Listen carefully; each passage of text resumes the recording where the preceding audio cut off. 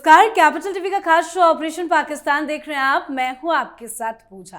भारत से पिटने के बाद भी पाकिस्तान सुधरने का नाम नहीं ले रहा।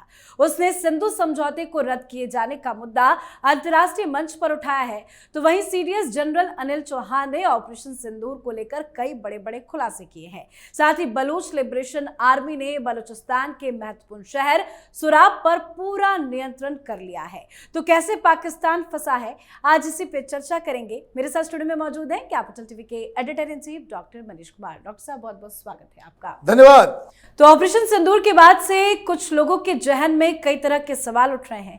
पाकिस्तान भी दावे कर रहा है कि उसने भारत के फाइटर जेट गिराए हैं। इसी कड़ी में अब सेना की तरफ से जवाब सामने आया है। सेना ने पहली बार कबूल किया है कि हाँ, पाकिस्तान के साथ हुई झड़प में फाइटर गिरे हैं। हालांकि पाकिस्तान की तरफ से किए जा रहे 6 विमानों को गिराने के दावे को पूरी तरह से खारिज किया गया है।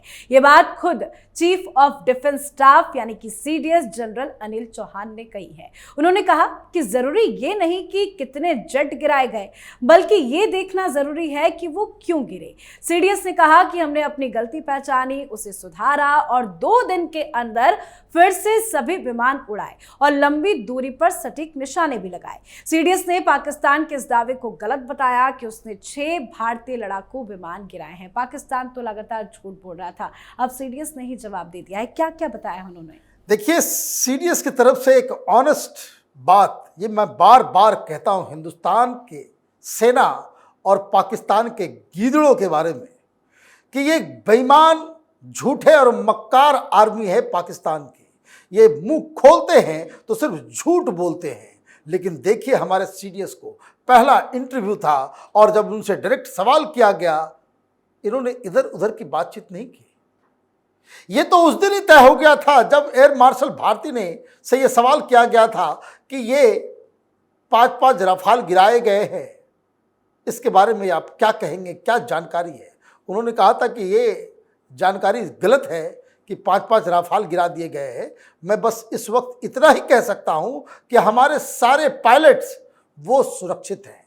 उसी में ये निहित था कि हमारा एक जेट वो डाउन हुआ, कि एक जेट डाउन हुआ और हमारे तमाम जो पायलट्स हैं वो सुरक्षित हैं। ये अपने आप में उसी दिन ये बात कह दी गई थी।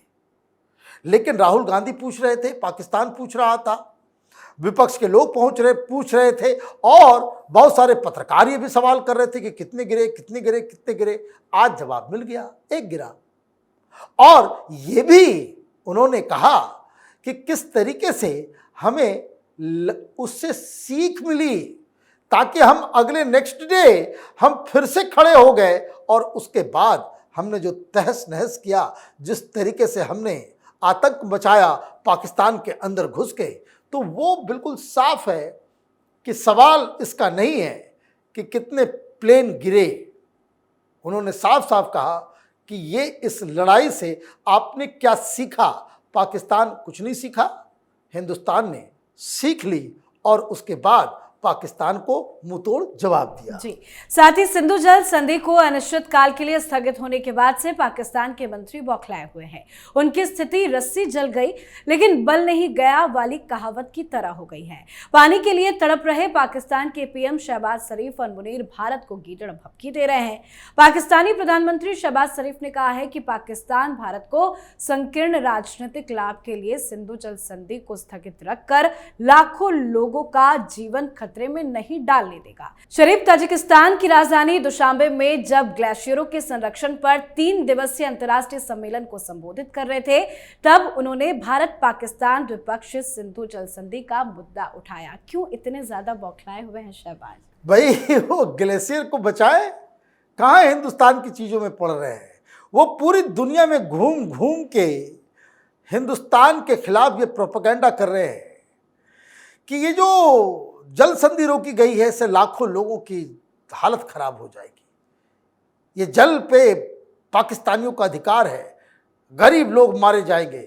ये चिंता आपको पहले नहीं थी? जब आतंकवादी भेजते हो हिंदुस्तान, यहाँ पे पहलगाम हो, उरी हो या फिर पुलवामा हो, ये हर जगह आप आतंकवादियों को भेजेंगे। हिंदुस्तान के शहरों में आप बॉम्ब ब्लास्ट कराएंगे और उसके बाद आप ये कहोगे कि पानी दे दो, नहीं मिलेगा पानी। प्रधानमंत्री मोदी ने आज फिर कहा है कि ऑपरेशन जारी है और सिंधु का पानी वो बंद है, वो नहीं दिया जाएगा, और जब मन करेगा हमारा तब हम जो है वो अपने हिसाब से पानी को छोड़ेंगे। जिस दिन बारिश होगी उस दिन डेफिनेटली छोड़ेंगे। हिंदुस्तान के लोगों को बॉम्ब और खुदकश हमलों के जरिए जब आप हत्या करवाते हो, आतंकी घटनाओं को अंजाम देते हो, तो हिंदुस्तानियों का मानवाधिकार नहीं है, हिंदुस्तान के लोगों का कोई अधिकार नहीं है। धर्म पूछ पूछ के हिंदुओं को टारगेट करके आप मारते हो। आप ये सोचते हो कि भाई हिंदुस्तान आपको पानी भी देगा ताकि वही पानी से खा पी करके मोटे ताजे होकर के आप हिंदुस्तान में आकर के हमले करोगे। ये नहीं होगा। इनको जहां जाना है, जहां आवाज लगानी है, वो आवाज लगाते रहें।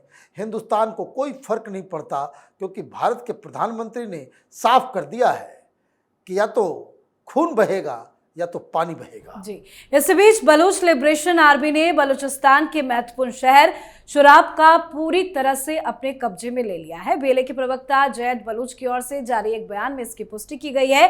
बेले ने शहर में बैंक स्टेशन और पुलिस स्टेशन समेत महत्वपूर्ण सरकारी प्रतिष्ठानों पर अपना कंट्रोल कर लिया है, जबकि मुख्य क्वेटा कराची राजमार्ग पर भी गश्त जारी है। बेले की ओर से शहर पर पूरा नियंत्रण करने के बाद कई अधिकारियों को हिरासत में भी लिया गया है, जबकि कुछ सरकारी वाहनों को आग के हवाले कर दिया गया।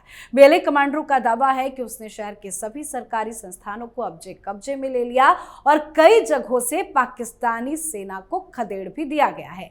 हालांकि घटना पर पाकिस्तान सरकार की तरफ से अभी तक कोई आधिकारिक बयान सामने नहीं आया है। अब सुराब सिटी को भी अपने कब्जे में बेले ने ले लिया है। आगे क्या तैयारी होगी? देखिए, ये सब उस वक्त हुआ जब ये कायर मुनीर बलूचिस्तान में ही मौजूद था।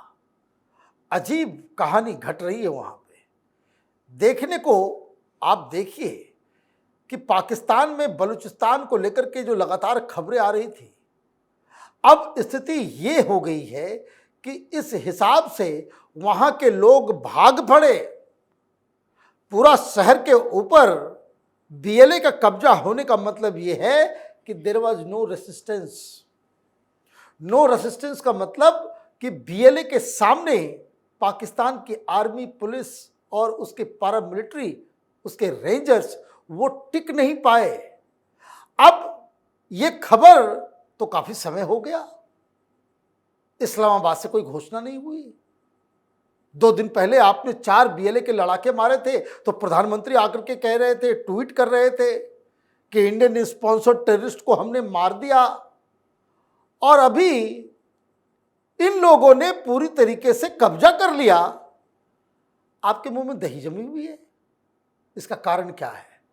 इसका कारण ये है कि वहां से मीडिया से भी ये खबर को गायब कर दिया गया है, क्योंकि इनको मालूम है कि देश किस नाजुक स्थिति में है।